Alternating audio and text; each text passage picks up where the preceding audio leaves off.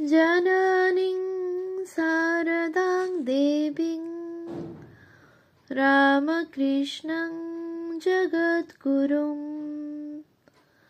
पादपद्मे त्वयोश्रित्वा प्रणमामि মুহুর্মুহু। পূজনীয় স্বামী গম্ভীরানন্দজির রচনা শ্রীমা সারদা দেবী গ্রন্থ থেকে পাঠ, পৃষ্ঠা সংখ্যা 22। বধূ। শিহরে শ্রী রামকৃষ্ণের ভাগিনেও শ্রীযুক্ত হৃদয়রাম মুখোপাধ্যায়ের গৃহ ছিল। এই সূত্রে ঠাকুর তথায় যাতায়াত করিতেন। শ্রী মায়ের মাতুলালয়ও ওই একই গ্রামে। এতদ্ব্যতীত শান্তিনাথ শিবের প্রাচীন স্থাপত্য অনুযায়ী প্রস্তর নির্মিত মন্দিরকে কেন্দ্র করিয়া যে উৎসবাদি হইত, তদুপলক্ষে কিংবা সঙ্গতিসম্পন্ন গৃহস্থ গৃহে কীর্তন ও যাত্রা অভিনয়াদি দর্শনার্থে জয়রামবাটি নিবাসী অন্যান্য নরনারীর সহিত শ্রী মায়ের পিত্রালয়ের অনেকেই মধ্যে মধ্যে শিহরে যাইতেন। আশেপাশের গ্রামের অনেকেও আসিতেন।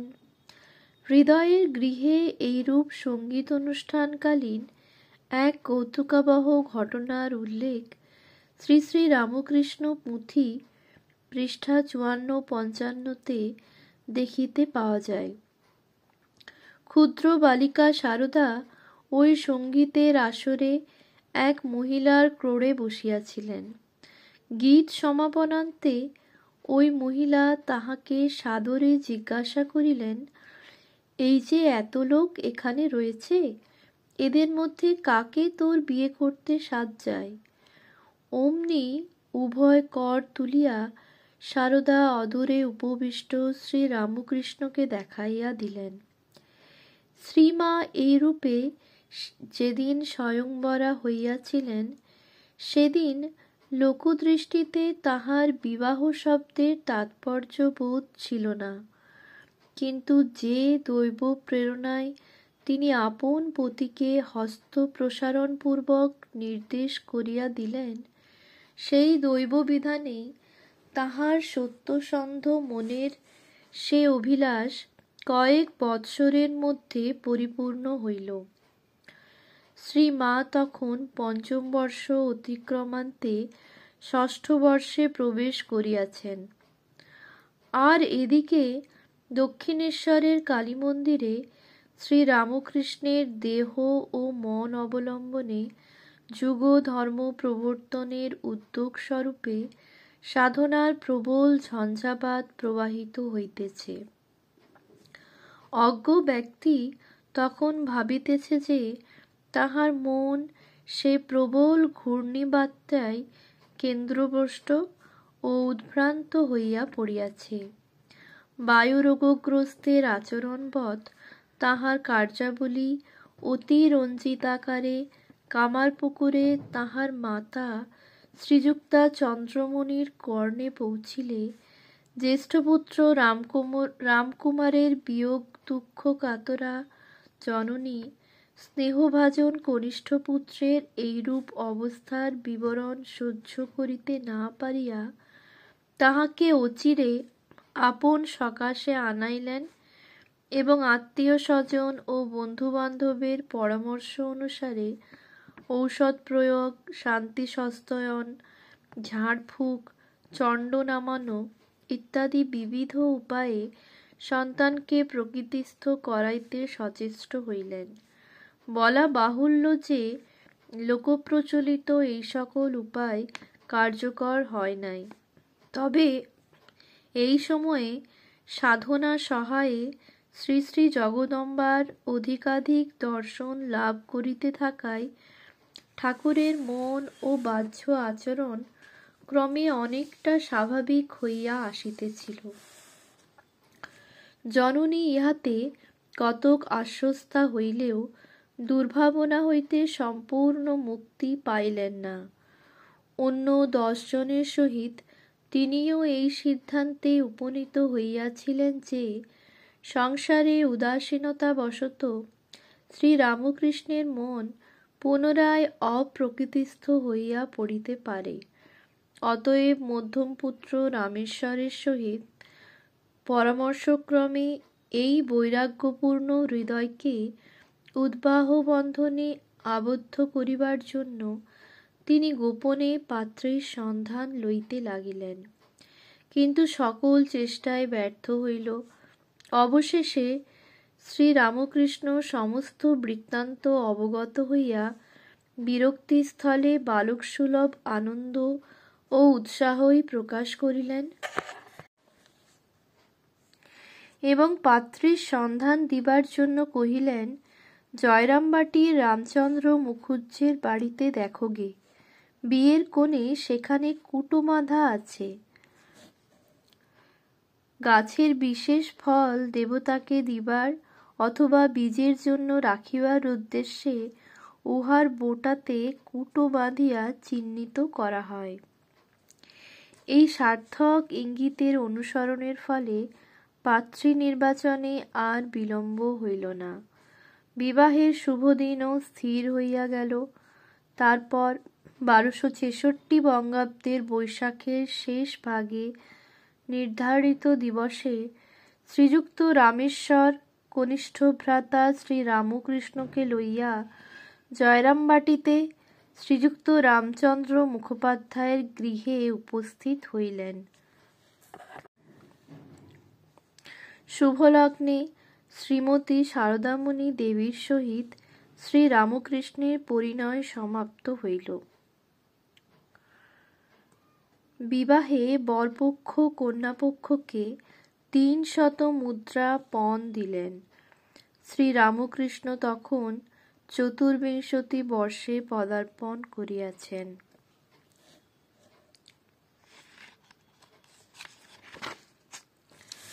বিবাহের সময় সম্বন্ধে শ্রী মা বলিতেন, খেজুরের দিনে আমার বিয়ে হয়, মাস মনে নেই। 10 দিনের মধ্যে যখন কামারপুকুর গেলুম তখন সেখানে খেজুর কুড়িয়েছি। কামারপুকুরের জমিদার ধর্মদাস লাহা এসে বললে, এই মেয়েটির সঙ্গে বিয়ে হয়েছে। জ্ঞাতি ভাই সূর্যুর বাপ ঈশ্বর মুখোপাধ্যায় কোলে করে আমাকে কামারপুকুর নিয়ে গিয়েছিলেন।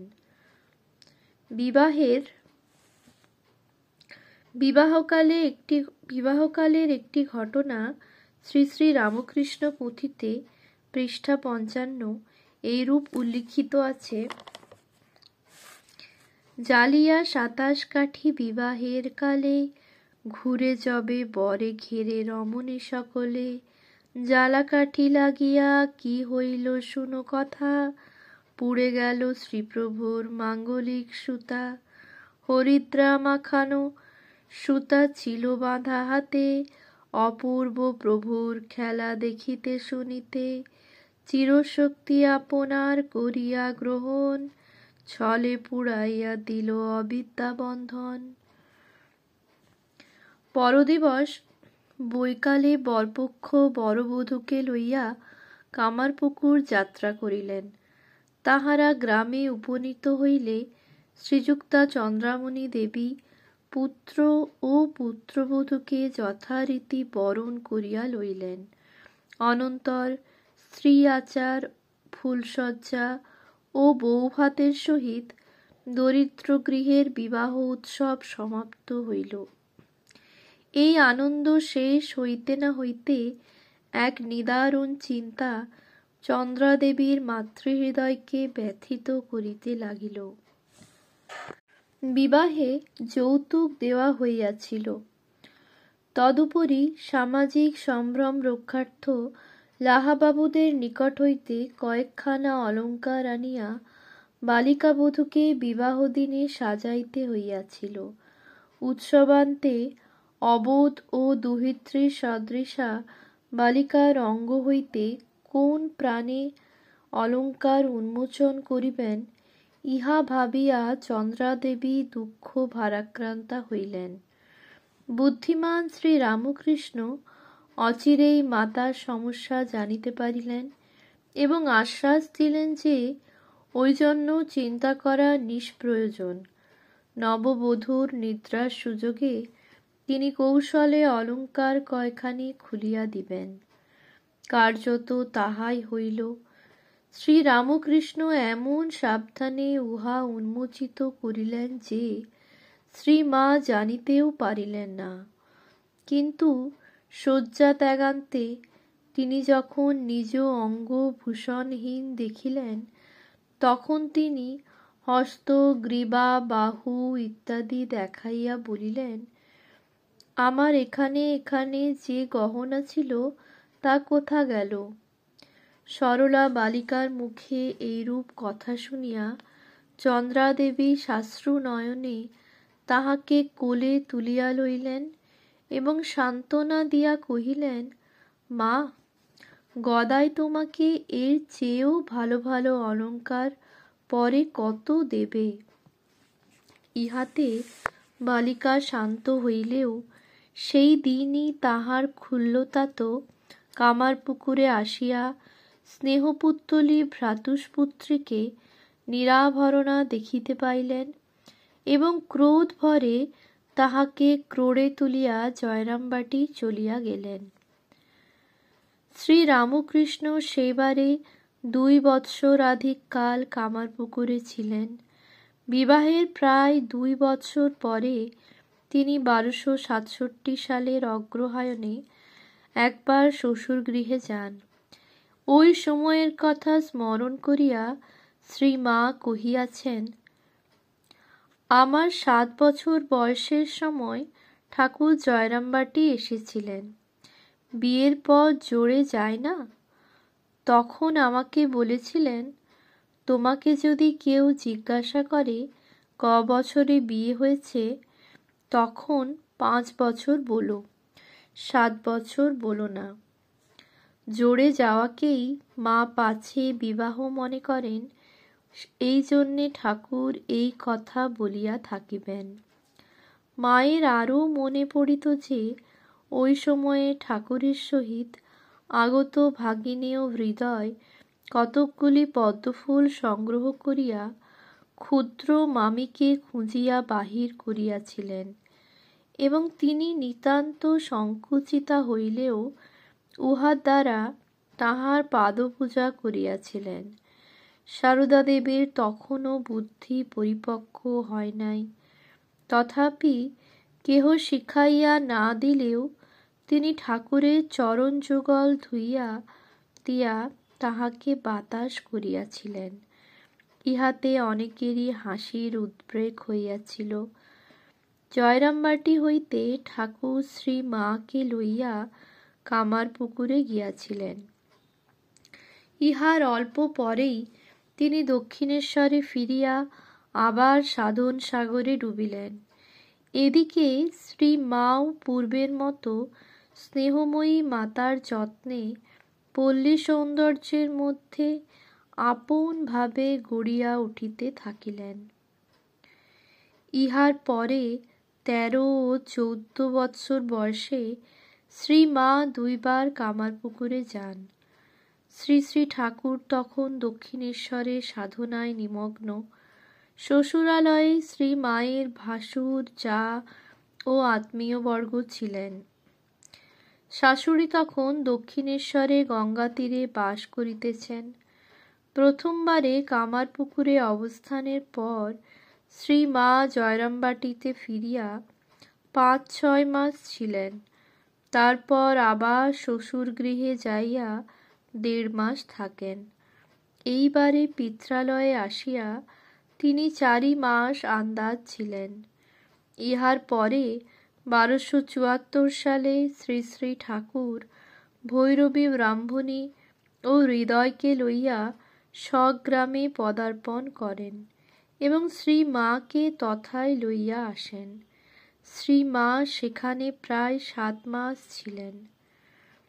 শ্রী শ্রী মায়ের কথা 2য় খণ্ড 5 পৃষ্ঠায়, অখণ্ড সংস্করণ পৃষ্ঠা 149, মাস 3 থাকার কথা আছে।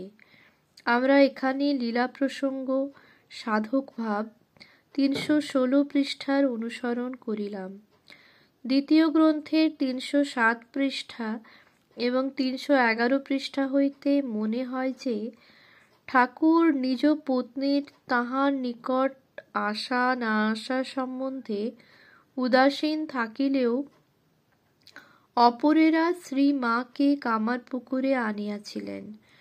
কিন্তু প্রথম গ্রন্থের ১২৪ পৃষ্ঠায় শ্রীমা বলিতেছেন, ঠাকুর তারপর যখন ব্রাহ্মণীকে নিয়ে দেশে এলেন, ইংরাজি ১৮৬৭, তখন আমাকে খবর দিলেন, ব্রাহ্মণী এসেছেন, তুমি এসো। আমি খবর পেয়ে কামারপুকুরে গেলুম। ওম শান্তি শান্তি শান্তি। হরি ওম তৎসৎ। শ্রীরামকৃষ্ণ।